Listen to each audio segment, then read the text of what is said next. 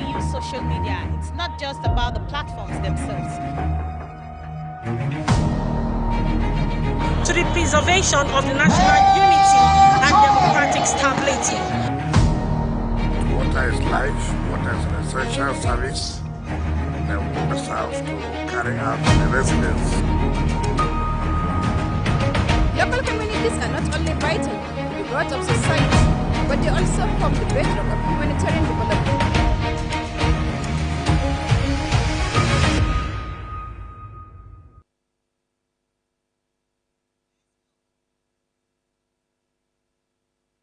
Hello and welcome to the Reporter, a news and current affairs program that goes beyond the headlines, bringing reporters from the field to give first-hand accounts and in-depth analysis of unfolding issues, correspondents' perspectives, ensuring balanced, credible and comprehensive storytelling. Welcome once again. I am Aniti Patrick. On this edition of the program, Justice Mohammed Umar of the Federal High Court, Abuja, has granted bail to the presidential candidate of the African Action Congress, Omoyele Sowore, after restoring his bail following an earlier revocation. The court ordered that Sowore surrendered his international passport and provide 2 sureties in the sum of 200 million naira each. Our correspondent, Ubong Usoro, tells us more. Omoyele Sowore's bail was revoked by Justice Mohammed Umar on June 16, 2026, on the grounds of non-appearance during a scheduled trial at the Federal High Court in Abuja. The court subsequently issued a bench warrant for his arrest and ordered his remand at Kuje Correctional Center. Sowore is facing trial over allegations linked to cybercrime and defamatory statements arising from social media posts in which he allegedly referred to Bola Ahmed Tinubu as a criminal. He has pleaded not guilty to the charges. Sowore, speaking after the proceedings, said the fresh conditions imposed for his bail, including the surrender of his international passports and 2 sureties valued at 200 million naira each, were a breach of his fundamental human rights. Until we talk to the Nigerian people. Exactly. There is no force on earth that stop this revolution. Yes, obviously. We want them, yes, but they will not listen. Yes. But now it appears a little bit of common sense is returning to them. Yes. And as a result, I was granted a fresh bail. Yes. Caleb Joshua, a supporter of the African Action Congress, said the treatment of Sowore by the court does not follow best practices. Not a criminal. Sowore is a freeborn, right? Somebody who advocates for the freedom of every Nigerian. And all we are saying is, we don't even want the so-called bail taken off, or rather, granting him bail. The court further directed that one surety must be a traditional ruler, while the second must be the owner of a landed property within Abuja. The matter was adjourned for continuation of trial, as Sowore's legal team and supporters continue to question the bail conditions. Ubong Usoro, Global TV News.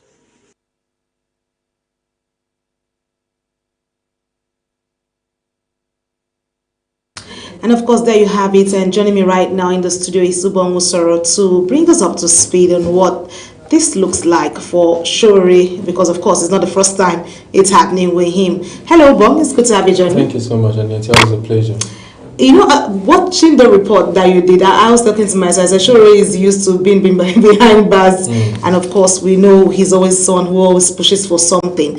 But let's talk about the fact that at the 200 million naira bail conditions imposed on, that's the particular money imposed on the Omori, is it fair enough, or are they excessively stringent? Well, would I call it the rule or not put out for him, basically? Yeah, absolutely. So Sowore is out. I spoke with him earlier today. He's fine. Yesterday he was able to perfect those conditions. But let's look at the conditions. 200 million naira for, and saying he should submit his international passport. That means he cannot travel. So. Showore is a presidential candidate of a known party, right? So even if Showore, that was why some activists have argued that it seemed the conditions are too stringent, because if you even look at why his bail was revoked, he did not appear in court. But he appeared the day he appeared, the judge was not there. And he stood outside the court and spoke to a reporter. He said he had something to do the next day. He wouldn't be able to come. And you know him, he says what he wants to do. And you were not there, and there was no punishment. But because he was not there, on another day you just said, not knowing whether it was convenient for him, he was ordered to bail. But that's been done, right? But Nigerians have talked about 200 million naira for somebody that is known, somebody that has a known address. We all know where Showore lives, at least those who are close to him. You can find out. His phone numbers are available. You can call him. He picks his call, replies to his messages. So at what point is Showore somebody that is likely to run away, that you need such high-profile people to stand shorty for him? Somebody, in fact, the condition said that one of the persons must be a traditional ruler. The other one was somebody that has a landed property in Nigeria. So the 200 million is not that they will pay 200 million naira.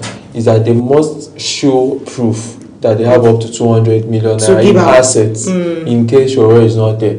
He's not found. He's not found. The court can forfeit those money. So Nigerians just keep asking questions, because for somebody who is known, who we know where he is, Showore has never been on the run. In fact, if there's anything, he's one person that if you call him, you see him, he comes out. Okay, so I like the fact that you say Showore is one person who's always available in your context. But let's look at the cases we have most times. Does this case reflect impartial application of the law? That's one question that one will always want to ask as well. Or does this raise concerns about the protection of fundamental human rights here in Nigeria? Because you've mentioned he's accessible. He gave a reason why he was not supposed to be in court, and then we had to bring in traditional rulers to stand in surety for him and all that. So does this reflect the impartial? Yeah, I think the substance of this case have not even started. The trial have not really commenced. This is a case between the federal government of Nigeria and Showore being prosecuted by the DSS on behalf of the federal government. And it is a case of defamation and cyberbullying and cyber stalking, where Showore made something saying that the president is a criminal, right? And they're asking him to come and give proof. So where we are now is where Showore has said he does not want Justice Mohammed Umar to handle that case. In fact, his lawyers, Barrister Marshal Abubakar, has come the last time before Showore was sent to prison. Showore was the one that defended himself, because all his lawyers have left. All of his lawyers, about 3-4 lawyers, they said they don't want to appear before Justice Mohammed Umar. And they have asked for recusal. They've asked that the judge, please, can you recuse yourself for another judge to come in? So that matter has not been clearly aired and spelled out. So that means the substance of the trial have not even started. And Showore has like 3 other cases. He has a case with the former IGP, where he said, different other cases. That's why I said it's not the first time he's appearing in court. So it's something that has become his normal routine, if you put it that way, because this particular federal government versus Showore, he said he does not want Justice Umar, right? So was there backing to that effect? Yeah, he has submitted the application, but the judge has not given a statement, because the judge holds the right to recuse himself. Of course. Right, so he hasn't said... these are just things that are coming in between. The main trial has not even started. So this means Showore is in for a long run. Very long one. And also he's also a presidential candidate, and the election is around the corner. So how will this fit in for him, handling political affairs and also having court cases dragging him here and there? I feel, for me, since I started covering the judiciary, it's not something I want to wish anybody, right? Because if you have a court case, it doesn't matter if your son is getting married, you have to be in court. Of course. It's stressful, right? So it is a distraction to him for his ambition. I do not see this will make him not to be a viable president, because the days you are supposed to go on campaign, you have court cases, you have to need to sit in court. Yes, he appears in court like 3 times in a week. That's a lot of stress, a lot of work. If it just that's a whole lot. It doesn't have an office that you know by 9 and because you cannot keep up with that. This kind that of schedule of timing. Well, Ubong, we're still talking court matters. Let's still have you stay with us as we pick up this other story that you brought in. Justice Mohammed Umar of the Federal High Court, Abuja, has also adjourned hearing in the suit filed by the aggrieved People's Redemption Party presidential aspirant Yakubu Kingsley, seeking the removal of the former Cross River State governor as the presidential candidate of the same party. Ubong Usoro again tells us more. The suit challenges Duke's candidacy, with the claimant questioning the legality of the process that produced him as the party's flag bearer. The court is expected to determine whether due process and electoral requirements were followed during the nomination process. Addressing journalists after the proceedings, Barrister Felix Igboga, counsel to Yakubu Kingsley, expressed confidence in the case, insisting that the court will ensure justice is served based on the facts presented. They are not in court. However, the court heard the matter, and we told the court the position of the case today, and the court graciously adjourned the matter to on the 7th day of July 2026 for hearing, so that we can argue our process. Before then, we will file our counter affidavit to the preliminary objection, so that the matter can be held at and the court determine our rules. The matter has been adjourned to July 7 for substantive hearing.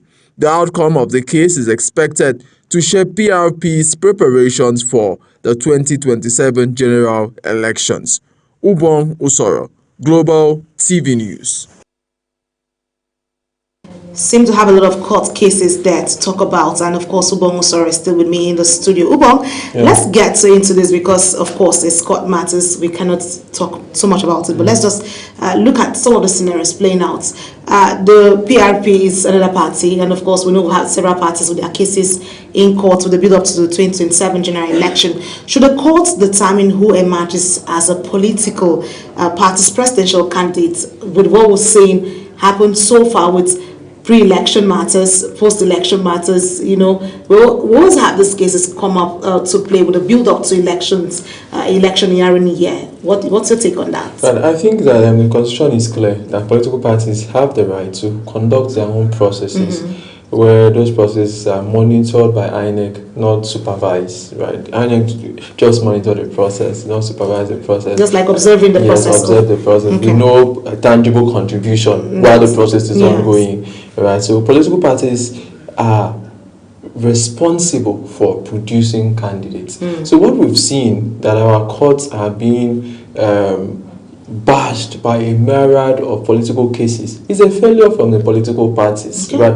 Because if they were able to manage their crisis at the primary level, it will not get to the court. And remember, the courts do not go searching for these cases. There's no time. There's no time the court comes to your house and says, please, do you have a case? So they don't do that. It is people that go to meet them. So the more people go, the more burden they have. So political parties first. And PRP seemed to have been one of the parties that had some semblance of peace, right? With the coming of people like Akin Baba Ahmed, that some Nigerians feel that this man has done a lot in social life. But what we are seeing now is the same pattern. So you now keep asking yourself, which political party will be able to lead the line in Nigeria? It's a question we must ask, because if people like PRP that is not really have a bit of calm. Yes, they are not really that big. They are not really drama. Big in quotes, right? But this is the case they have. Somebody is challenging the emergence of Donald Duke. The guy, Kingsley Yakubu, is saying, when did Donald Duke become a member of the party? When did other aspirants step down for Donald Duke? Who were the delegates that voted Donald Duke? Those are some of the things he's asking the court. So he's now asking the courts to look into the case and determine if truly Donald Duke is the candidate of the party. And the court has that right. So it's sad that this is where we are. And for me, because what happens is that with these political cases, criminal cases will be postponed. Of course. Right? So a case that's it's going to be in line with what is happening in the nation at the time, because it's also into the election year. Yes, they're giving them accelerated hearings because of the limited time. And we have limited judges at the federal court. The other day I sat down and I was pitying our judge. For instance, this Justice Mohammed Umar, on Tuesday, he attended to more than 5 cases. You know, sometimes people don't know that what these judges go through. They think, oh, the judges. Have you seen a court judgment before? Sometimes they read judgment for 5 hours. One judgment. And they have like 5 cases lined up in a day that needs to get closure in the long run. We talk about the same thing with our lecturers. A lecturer will teach 1,000 students. How will he be productive? A medical doctor in Nigeria will attend to 20 patients in a day. So when a judge is looking at 5 cases in a day, how that 5 hours takes to deliver as a human being. So I like the analysis you've just given out, but we're going to look at. Let me come back to you, because you're also a political correspondent. I understand how the political drama plays and how it gets into litigation. One want to wonder, how important is strict compliance with party nomination playing out better for politicians to understand that if you adhere to party nomination rules, it saves you all of this drama and ensure credible candidates being processed or being produced rather ahead of election, and also save us all of this getting into courts and all of that? Yeah, I think 2 things that can save us. This one from the court. I'll come to the political party. The court should be able to sanction those who bring frivolous cases before it. Okay. Because you are wasting people's time. All right. If you bring a case that, for instance, Donald Duke, at the end of the day, it's found out that he was you should be able to pay a fine. Okay. That will teach other persons, if they are not sure, they will approach the court, and the cases will drop. So the political parties too should sanction members who do not adhere to party rules. Yes, party reconciliation processes. Because there are processes. You cannot just wake up the next day, you run to the court. For me, it's not the best. It doesn't sound just like you have issues with your brother, you go to court. Well, there's a family platform or way or method to use to have a dialogue and also resolve all of this. Well, that seems like a very right step in the right direction for parties and courts to find balance, and then we have a sense of belonging as much as we can. Thank you so much, Ubong Usoro, for your time with us. Well, that's it from Ubong Usoro. He's been fantastic on the program. Let's get our ways and see what it looks like in Kano State. Well, the Kano State government has inaugurated a Peace and Reconciliation Center aimed at mediating disputes among viral groups and promoting lasting peace across the state. The State Commissioner for Information and Internal Affairs, Abdullahi Waid, says the initiative is designed to strengthen dialogue, encourage rehabilitation, and support the government's effort to resolve law and order. Global TV correspondent Idris Jibri tells us more. The Kano State government is once again reaffirming its commitment to tackling youth unemployment as part of broader efforts to curb thuggery, drug abuse, and other social vices threatening communities across the state. The newly inaugurated Peace and Reconciliation Center brings together former gang leaders, community elders, traditional rulers, security experts, and repentant thugs to promote dialogue, resolve conflict, and provide lasting solutions to the challenges of youth violence and insecurity in Kano. As we work toward establishing our Safe Corridor program, we are also inaugurating this forum, which will focus on peace building through dialogue and the peaceful resolution of conflict among different communities across the state. Traditional rulers described dialogue and community engagements as essential tools for addressing youth violence. They urged parents, community leaders, and young people to embrace peace and work together to build a safer and more prosperous Kano. The traditional institution also pledged its continued support for the initiative, assuring the government of closer collaboration with security agencies and community stakeholders to discourage criminal activities and promote peaceful coexistence at the grassroots. We thank God for selecting us to be part of this important assignment. Promoting peace in society is highly valued in Islam, and we will do our best to ensure lasting peace. Some former gang members who have embraced peace shared their experience, expressing regrets over their past involvement in thuggery and drug abuse. They appeal to youth still involved in criminal activities to lay down their weapons, embrace reconciliation, and become responsible members of the society. We in Kano are known to be hospitable, respectful and resilient people. Our days of involvement in thuggery are behind us. What we need to do now is bring these young men together and find ways to help them abandon their criminal activities. The participants also reaffirmed their commitment to sustaining dialogue, strengthening community-based peace-building efforts, and supporting the government's drive towards a safer and more secure Kano state. From Kano, Idris Jibrin, Global Television News.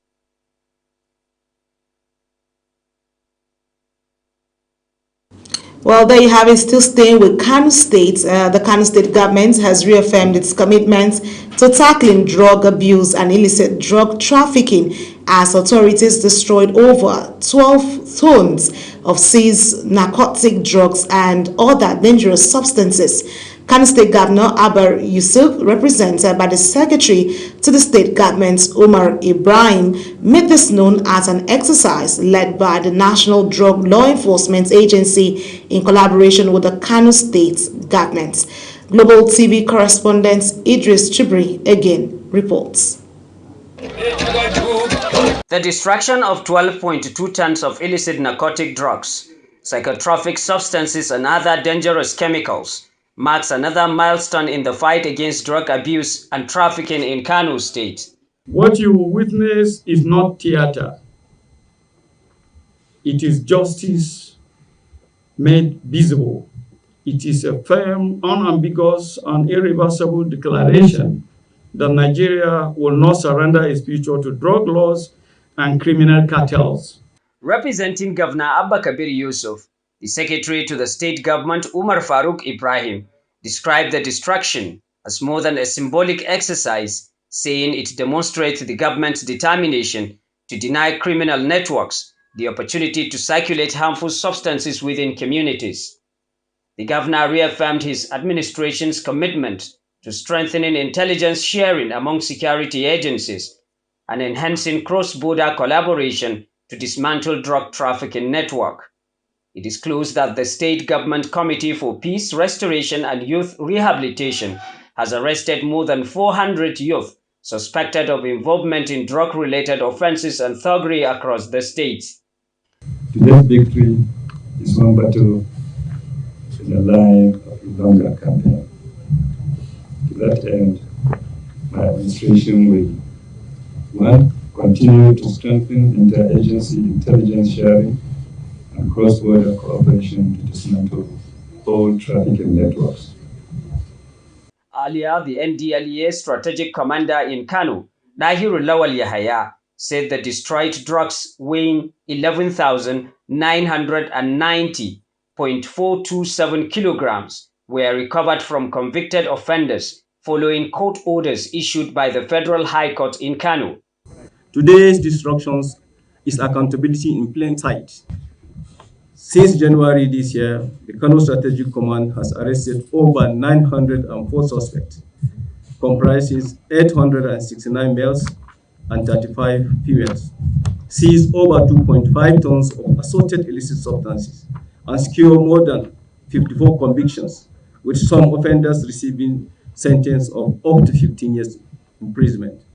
Although Kano State has been on the top list of the NDLEA for quite some time now, but authorities say the fight against drug abuse is yielding significant results, following a sharp reduction of illicit drug consumption and trafficking across the state. From Kano, Idris Jibrin, Global Television News.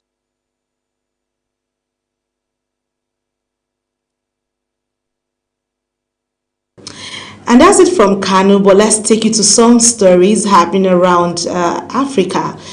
That's outside the shores of Nigeria, where South African authorities say anti-migrant protests held across the country were largely peaceful, despite isolated incidents of looting and violence.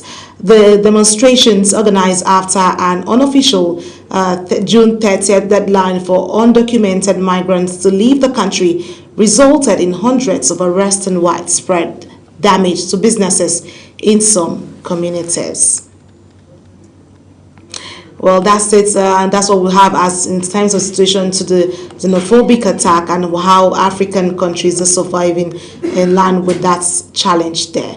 Well, that brings us to the size of the program, reporter. Thank you for being a part of the program. A quick reminder that Global TV is on DSTV channel 365, StarTimes channel 276, as well as Free TV. To stay connected, kindly follow us across all socials using at Global TV NG. I am Anieti Patrick. Thank you for watching.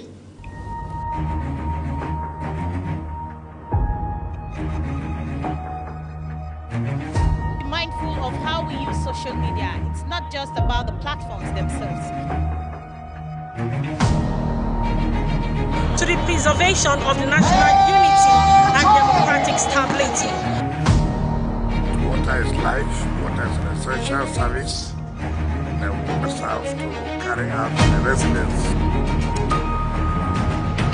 Local communities are not only vital to the growth of society, but they also form the bedrock of humanitarian development.